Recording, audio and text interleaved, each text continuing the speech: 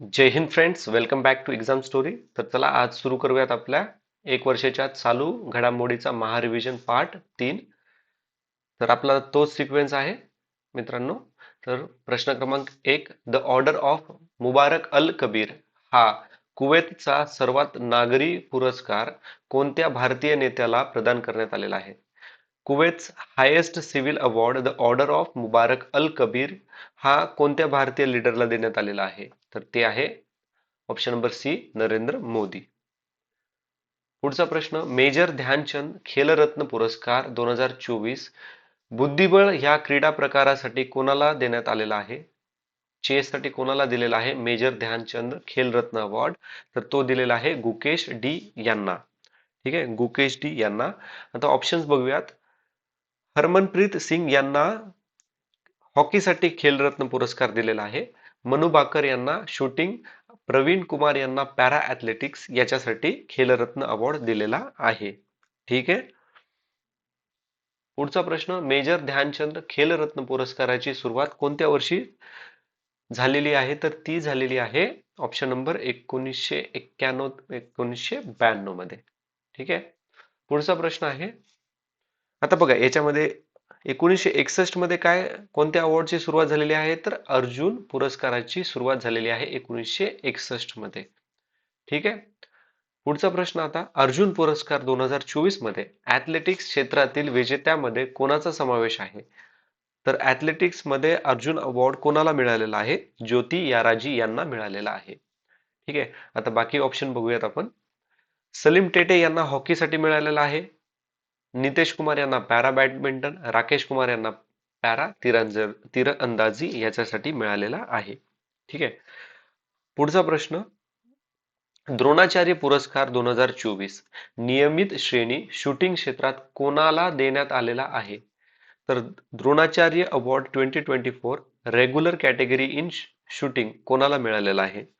द्रोणाचार्य हे कोचला दिलेला जातो आणि याचं उत्तर आहे दीपाली देशपांडे यांना मिळालेला आहे. ठीक आहे. आता आपण पाहूयात ऑप्शन मध्ये काय काय दिलेलं आहे. सुभाष राणा पॅराशूटर आहेत. सरबजोत सिंग शूटिंग खेळाडू आहेत.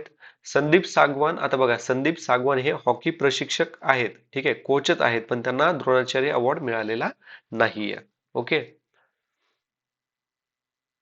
मौलाना अब्दुल कलाम आझाद ट्रॉफी, त्यालाच MAKA माका ट्रॉफी 2024 मधील प्रमुख विजेते कोणते विद्यापीठ ठरलेले आहे? तर कोणत्या युनिव्हर्सिटीने टॉप केलेला आहे? तर ते युनिव्हर्सिटी आहे चंदीगड विद्यापीठ. चंदीगड विद्यापीठ. आता बाकीचे ऑप्शन पाहूयात. लवली प्रोफेशनल युनिव्हर्सिटी यांना प्रथम उपविजेता मिळालेला आहे आणि गुरु नानक देव विद्यापीठ यांना द्वितीय उपविजेता मिळालेला आहे. ओके.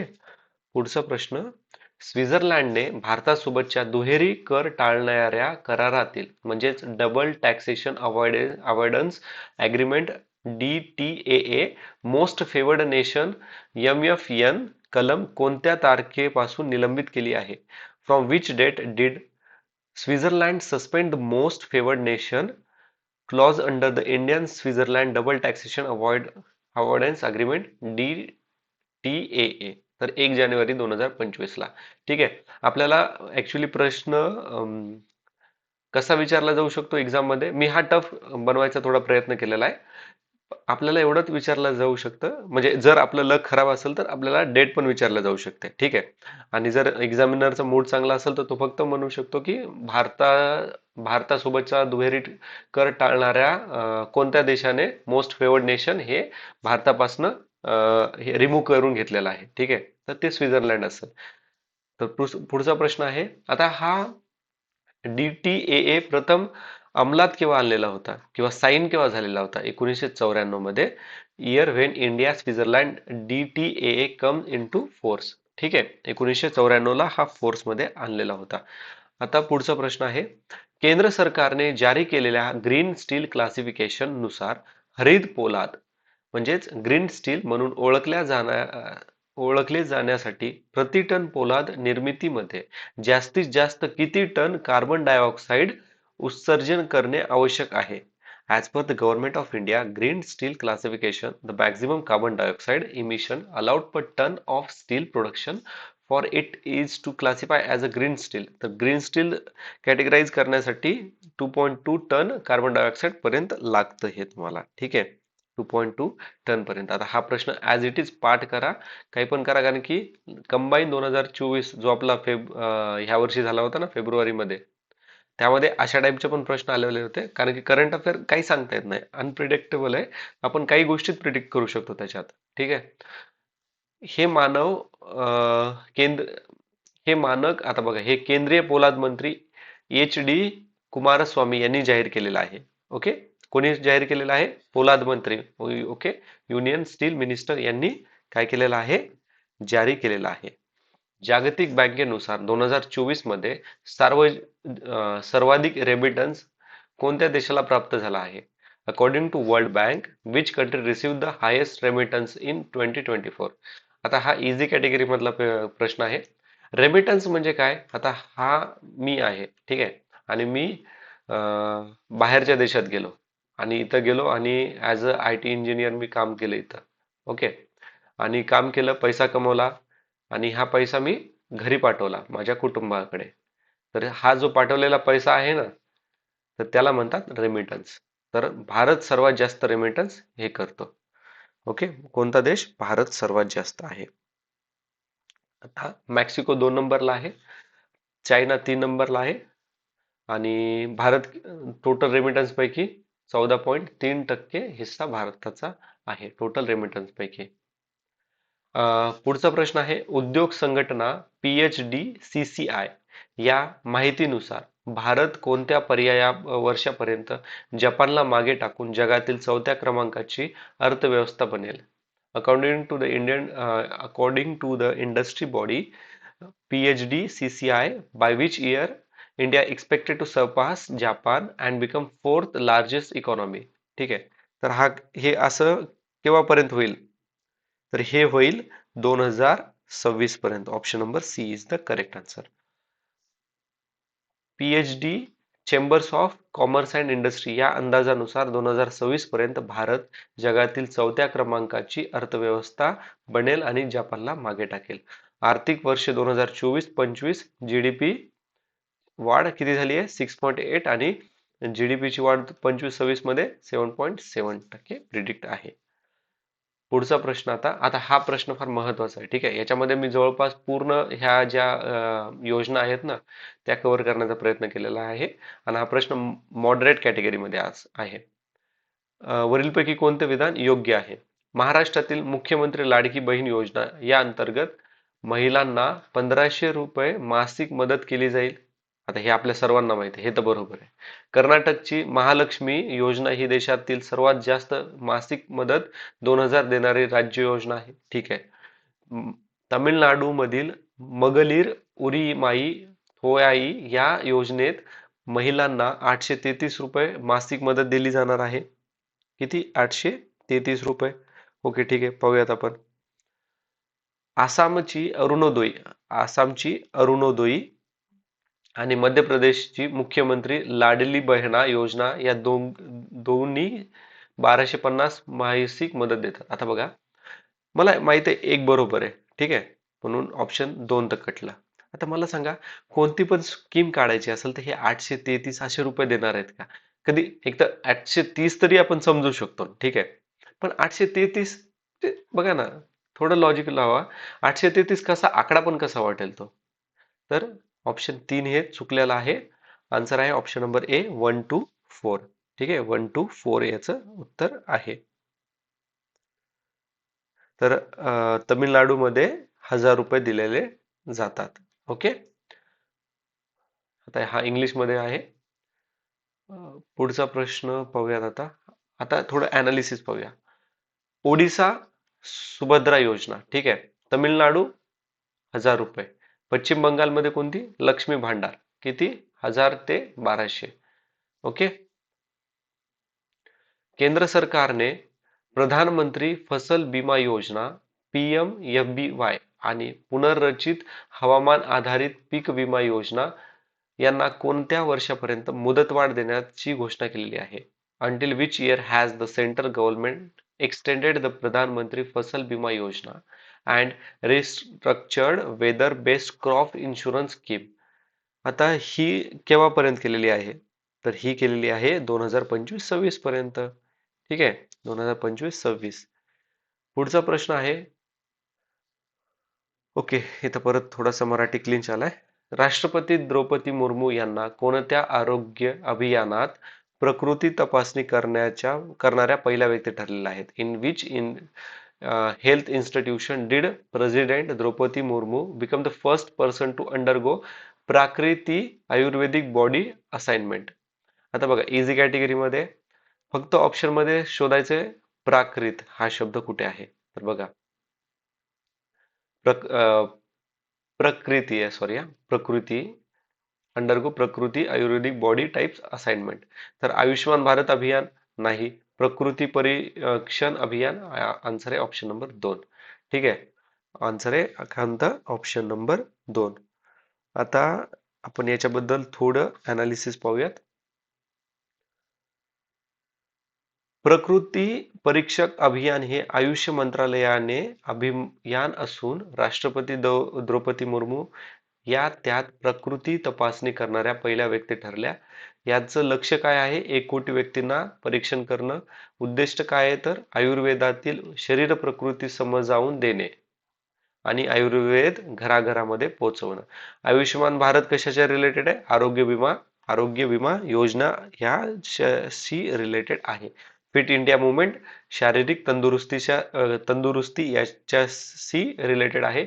जन औषधी अभियान हे परवडणारी औषधे आयुर्वेदिक प्रकृती परीक्षक नाहीये. ठीक आहे, जन औषधी अभियान हे परवडणारी औषधे याच्याशी रिलेटेड आहे, ना की आयुर्वेदिक प्रकृतीसाठी.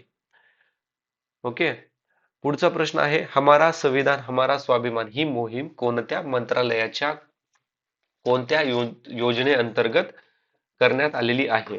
ठीक आहे, इझी कॅटेगरीचा प्रश्न आहे. ऑप्शनला एकदा व्यवस्थित बघा. शिक्षण मंत्रालय, कायदा आणि न्याय मंत्रालय, माहिती व प्रसारक मंत्रालय आणि गृह मंत्रालय. आता याच्यात सांगा, हमारा संविधान, संविधान म्हणलं की कॉन्स्टिट्यूशन, कॉन्स्टिट्यूशन काय? कायदा आणि न्याय, ऑप्शन आहे बी. आता बाकीचे ऍडिशनल पॉईंट बघूया त्याच्यात. शिक्षण मंत्रालय काय करतं? समग्र शिक्षण अभियान. माहिती व प्रसारक मंत्रालय जनमाहिती अभियान. गृह मंत्रालय नागरिक सुरक्षा मिशन याच्याशी काय आहेत ते रिलेटेड आहेत. Okay,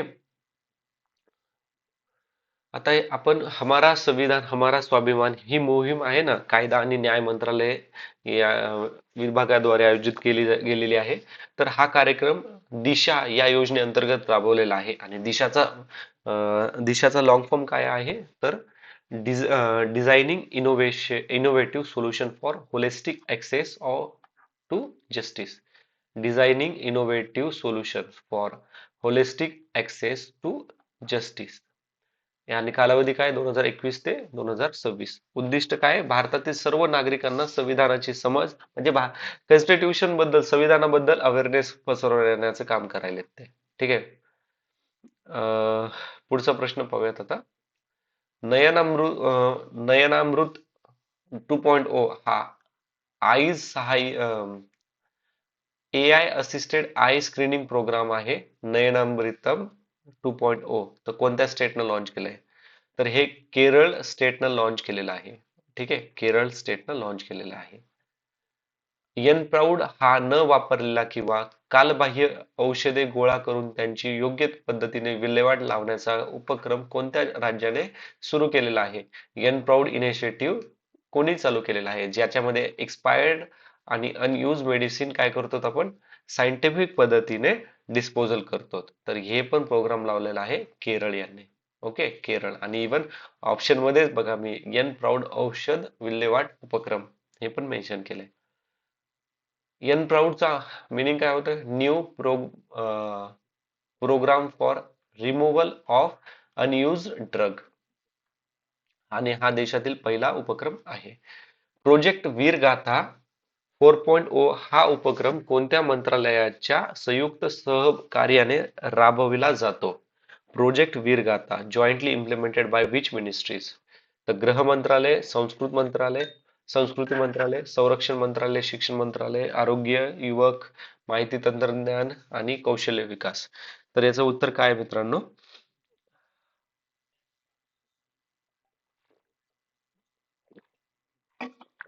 sorry. तर याचं उत्तर आहे ऑप्शन नंबर बघा, वीरगाथा. वीरगाथा म्हटलं कोण आहे ना?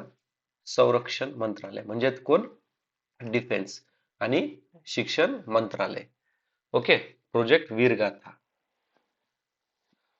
ओके. आता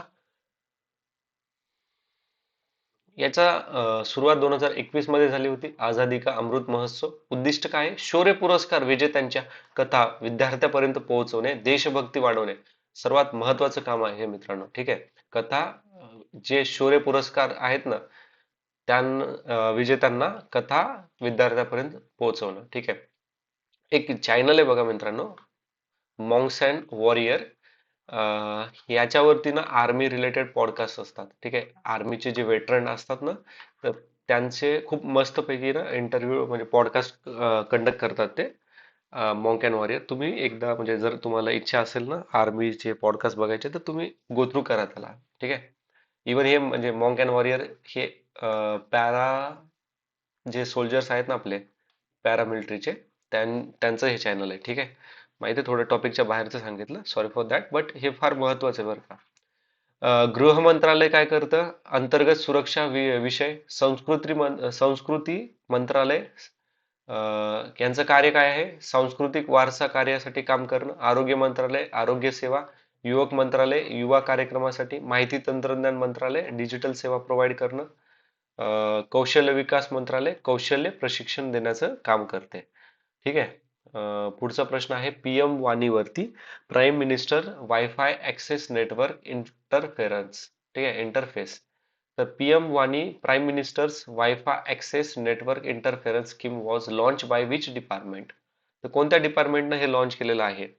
तर पीएम वाणी हे लॉन्च केलेलं आहे डिपार्टमेंट ऑफ टेली कम्युनिकेशन. आता बघा, वायफाय म्हणल्या कोणाकडे ना? दूरसंचार यांच्याकडेच येणार ना. आरोग्याकडे थोडी येणार ना, ग्रहाकडे ना, संस्कृतीकडे. ठीक आहे.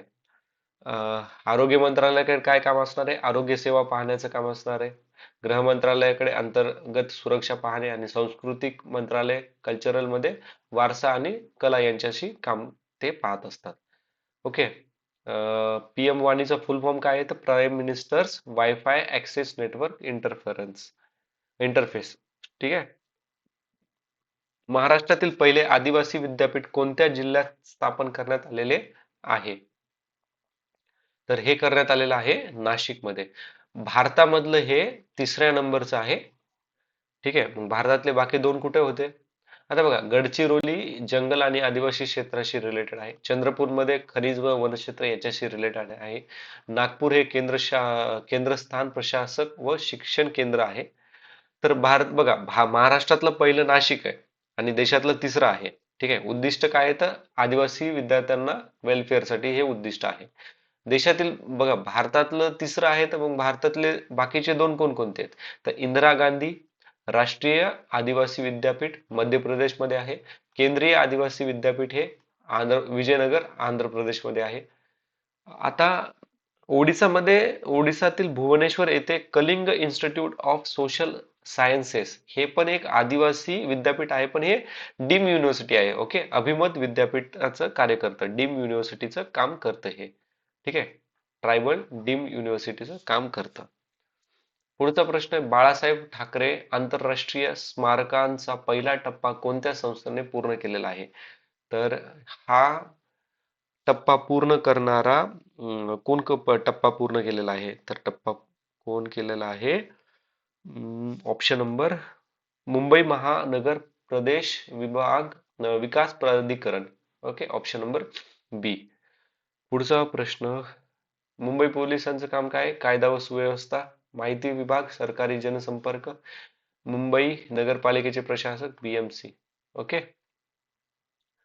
पुण्यातील लोहगाव आंतरराष्ट्रीय विमानतळात आता बघा, पुण्याचं जे एअरपोर्ट आहे ना, त्याचं नाव चेंज केलेलं आहे. तर त्या विमानतळाचं नाव काय आहे? तर जगद्गुरू संत तुकाराम महाराज आंतरराष्ट्रीय विमानतळ हे त्यांचं नाव आहे. ठीक आहे. आता एक सांगा मला. ठीक आहे. महात्मा फुले तर सामाजिक सुधारक आहेत. संत ज्ञानेश्वर महाराज भक्ती चळवळीतील संत. छत्रपती शिवाजी महाराज ऐतिहासिक नेतृत्व. आता मला सांगा, छत्रपती शिवाजी महाराजांचा घोड्यावरती रूढ असणारा पुतळा कोणत्या देशामध्ये उभा केलेला आहे? ठीक आहे, ज्याची कॅपिटल मी टोकियो सांगतो. आता कंट्रीचं नाव तरी कमेंट मध्ये सांगा. 2025 आता बघा, कुंभमेळ्याचे महत्वाचे प्रश्न आपण डिस्कस करणार आहोत इथून. 2025 मधील कुंभमेळा कोणत्या ठिकाणी भरण्यात आलेला होता? तर तो भरलेला आहे प्रयागराज. ठीक आहे, कुठे भरलेला आहे तो? प्रयागराजला. आता बाकीचे ऑप्शन आपण अनालिसिस करूयात. हरिद्वारला काय?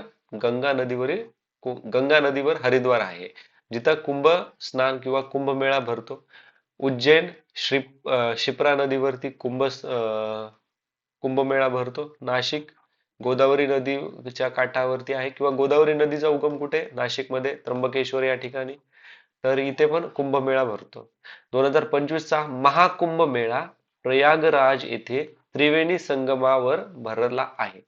हा विशेष महाकुंभ मेळा 144 वर्षांनी एकदा येतो, आणि कुंभमेळ्याचं चक्र 12 कुंभ चक्रानंतर येतो. म्हणजे प्रत्येकी बघा आता 4-4 वर्षाला कुंभमेळा असं भरतो इथं. ठीक आहे, एक मागील महाकुंभ मेळा 1881, आणि ह्या वर्षीचा कुंभमेळा 2025, आणि पुढचा केव्हा येणार आहे? 2169 मध्ये येणार आहे. ठीक आहे, आता पुढचा प्रश्न पाहूयात. आता ह्या कुंभमेळ्याच्या जे पण महत्वाचे पॉइंट्स आहेत ना, आपण क्वेश्चनच्या मार्फत पूर्ण कव्हर करणार आहोत इथे. ठीक आहे, योग्य विधान कोणते विचारले आपल्याला? महाकुंभ मेळा दर 144 वर्षांनी प्रयागराज येथे भरतो. ठीक आहे, कुंभमेळ्याचे ठिकाण गुरु शुक्र चंद्र यांच्या ज्योतिषीय रक्ष म्हणजे याच्यानुसार असतं. युनेस्कोने 2017 मध्ये कुंभमेळा अमूर्त सांस्कृतिक वारसा यादीत समाविष्ट केला आहे. पुढील कुंभमेळा 2027 मध्ये हरिद्वार येथे होणार आहे. ठीक आहे, एकदा इंग्लिश मध्ये पाहूया. महाकुंभ मेळा 144 वर्षांनी भरतो प्रयागराज या ठिकाणी. ठीक आहे, 144 वर्षांनी कुठे भरतो? प्रयागराज या ठिकाणी. Kumbh located are based on the alignment of Jupiter sun and moon. ठीक आहे, 2017 युनेस्कोनं डिक्लेअर केलेलं आहे की कुंभमेळा हे इंटँजिबल कल्चरल हेरिटेज आहे. आणि नेक्स्ट कुंभमेळा 2027 हरिद्वार इथे भरणार आहे. तर बघा, 1, 2, 3 is the correct and 4th is wrong. कारण की 2027 मध्ये जो होणार आहे तो आपल्या नाशिक त्र्यंबकेश्वर इथे होणार आहे. ठीक आहे, नाशिक त्र्यंबकेश्वर मध्ये होणार आहे. लक्षात ठेवा, महत्वाचा प्रश्न आहे आपल्याला हा. आता तेच विधान आहेत. कुंभमेळा 144 वर्षांनी प्रयागराजात भरला जातो. अमूर्त सांस्कृतिक वारसा दिलेला आहे. ठीक आहे, ओके, महत्वाचे पॉइंट्स. ठीक आहे, जगातील पहिले 52 फुटाचे महामृत्युंजय यंत्र कुठे स्थापित करण्यात आलेले आहे? तर हे स्थापित करण्यात आलेले आहे प्रयागराज मधील तपोवन आश्रम झुंजी हवेली या ठिकाणी. ओके, हरिद्वार काय आहे? गंगा तीर्थावरील धार्मिक स्थळ. ओके, आणि कुंभमेळा पण भरतो इथे. नाशिक गोदावरी, ठीक आहे, गोदावरी तीरावरील तीर्थक्षेत्र आहे. त्र्यंबकेश्वर ज्योतिर्लिंग आहे. उज्जैन क्षिप्रा तीरावरील धार्मिक केंद्र आहे. ओके, जलकलश उपक्रम कोणत्या राज्यात महाकुंभा दरम्यान सुरू करण्यात आला आहे? तर जलकलश हा सुरू करण्यात आलेला आहे युपी मध्ये, उत्तर प्रदेशमध्ये. ओके, महाकुंभ कुठं आहे तर ते आपल्याला माहिती आहे, युपी मध्ये. पेंट माय सिटी ही मोहीम महाकुंभ मेळ्या दरम्यान कोणत्या शहरात रेल्वे स्थानकाने सुशोभीकरण करण्यासाठी राबवण्यात आलेली होती? कोणत्या शहरामध्ये पेंट माय सिटी ही योजना राबवलेली आहे? तर ही योजना राबवलेली होती प्रयागराजमध्ये, कारण की प्रयागराजमध्ये काय होणार होतं? महाकुंभ मेळा. हरिद्वार मध्ये आपण बघितलं गंगा तीरावर आहे. उज्जैन कुठे आहे? शिप्रा तीरावरती. नाशिक कुठे आहे? नाशिक कुठे? गोदावरी नदीवरती. ठीक आहे, महाकुंभ 2025 साठी दूरदर्शन निर्मित महाकुंभ है या थीम सॉन्गचे अनावरण कोणत्या केंद्रीय मंत्रालयाने केलेले आहे? तर याचं अनावरण केलेलं आहे अश्विनी वैष्णव यांनी. अश्विनी वैष्णव. आता स्मृती इराणी महिला व बालविकास क्षेत्र आहे. अनुराग ठाकूर क्रीडा युवा उपक्रम. नितीन गडकरी पायाभूत सुविधा वगैरे. ठीक आहे.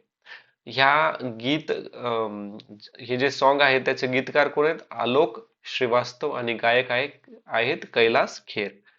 ठीक आहे. माँ की रसोई हा सामूहिक स्वयंपाकघर कुंभमेळा निमित्त कोणत्या राज्याच्या मुख्यमंत्र्यांनी सुरू केलेला आहे? तर यूपी. ओके, सोपा प्रश्न आहे. आता हा प्रश्न बघा. कॉम्पॅक्टचे पूर्ण रूप खालील विधाने विचारात घ्या. कॉम्पॅक्टचे पूर्ण रूप आहे catalytic opportunity for military partnership acceleration commerce and technology. Elon Musk यांनी मोदींना स्टारशिप अवकाशातील उष्णतारोधी कवचाचा तुकडा भेट दिला. डोनाल्ड ट्रम्प यांनी मोदींना आवर जर्नी टुगेदर हे पुस्तक भेट केले. मेक इंडिया ग्रेट अगेन मिगा ही संकल्पना डोनाल्ड ट्रम्प यांनी जाहीर केली. ठीक आहे. आता आपण इंग्लिशमध्ये पाहूयात. Compact stand for catalyst opportunity for military partnership accelerated commerce and technology. Elon Musk gifted PM Modi a piece of heat shield used during fifth Starship test. Donald Trump gift PM Modi to our journey together. The concept of Make India Great Again was announced by Donald Trump. आता बघा, common logic आहे आपलं. 1, 2, 3 तर बरोबर आहे. आता Donald Trump कायला करण? एक तर येडं माणूस आहे ते डोनाल्ड ट्रम्प. ठीक आहे. तर याचं उत्तर आहे हे ऍक्च्युली आपले प्राईम मिनिस्टर नरेंद्र मोदी यांनी अनाऊन्स केलेलं आहे. तर आन्सर आहे ऑप्शन नंबर 1, 2, 3. ओके. पुढचा प्रश्न. 2025 मध्ये भारताने जॅव्हेलिन मिसाईल स्ट्रायकर इन्फंट्री कॉम्बॅट व्हेकलची खरेदी सह उत्पादनाची घोषणा केलेली आहे. ठीक आहे. भारताला 6 अतिरिक्त P-81 सागरी गस्त विमाने मिळणार आहेत. ऑटोनॉमस सिस्टीम इंडस्ट्री अलायन्स हा स्वायत्त प्रणालीसाठी इंडो पॅसिफिक भागीदारी वाढवण्यासाठी जाहीर झाला. ट्रस्टचे पूर्ण रूप आहे transforming the relationship utilising strategic technology असे आहे. ठीक आहे. एकदा इंग्लिशमध्ये पाहूयात. In India sorry In 2025, India announced the procurement and co-production of Javelin missile and Stryker ICV. India is expected to receive 6 additional P-81 Poseidon 81 maritime patrol aircraft.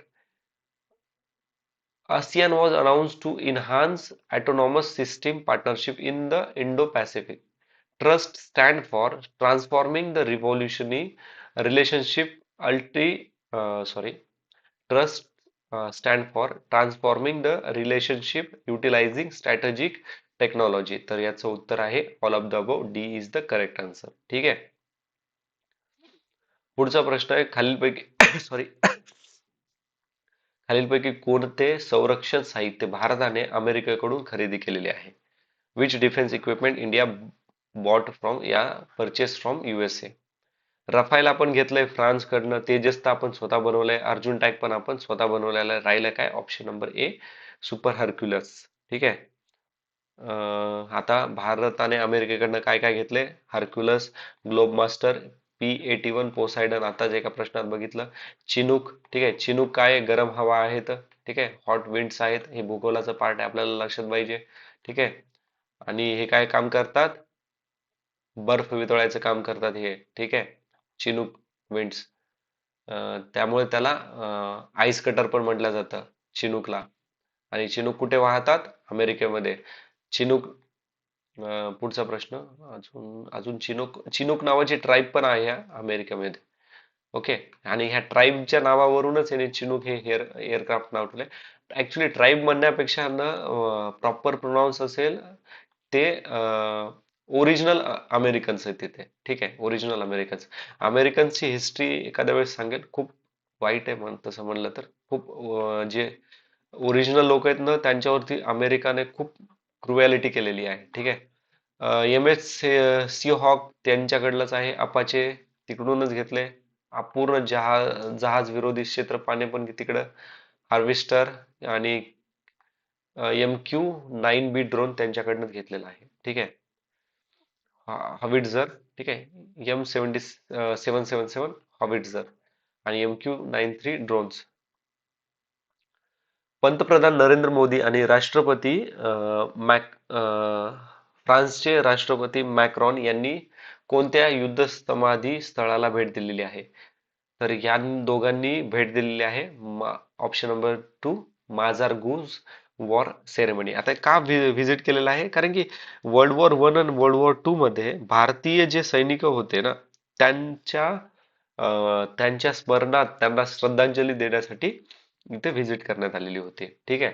नॉर्मेडी ही दुसऱ्या महायुद्धाशी संबंधित स्थळ आहे, पण ठीक आहे. ठीक आहे. पॅरिस नॅशनल सामान्य स्मशानभूमी आहे आणि लिओन स्मारक हे लष्करी स्मारक आहे. ठीक आहे. पुढचा प्रश्न. भारत आणि फ्रान्सने SMR आणि AMR बाबत इरादापत्रावर स्वाक्षरी केली. 2026 हे भारत फ्रान्स नवोपक्रम वर्ष म्हणून घोषित करण्यात आले आहे. फ्रान्समधील मार्सेल येथे नवीन भारतीय वाणिज्य दूतावासाचे उद्घाटन मोदी मॅक्रॉन यांनी संयुक्तपणे केलेले आहे. भारताने फ्रान्सला पिनाक पिनाका क्षेपणास्त्र देण्यास नकार दर्शवलेला आहे. आता मला बघा, हे जरी तुम्हाला माहित नसेल तर ऑप्शन नंबर बघा, हे बघा, भारताने फ्रान्सला पिनाका हे भारतानं इंडिजिनियसली बनवलेलं हे आहे, मिसाईल आहे आणि भारताने नकार केलेला आहे. ठीक आहे. हे विधान चुकीचं आहे. भारतानं नकार नाही केला, भारताने हे ऍक्सेप्ट केलेलं आहे. आणि फ्रान्सकडनं आपण काय घेतो? रफाल. ठीक आहे. रफाल कोणाकडून घेतले? आपण फ्रान्सकडनं घेतलेला आहे. उत्तर आहे option number 1, 2, 3. Okay. 1, 2, 3 is the correct answer. Okay.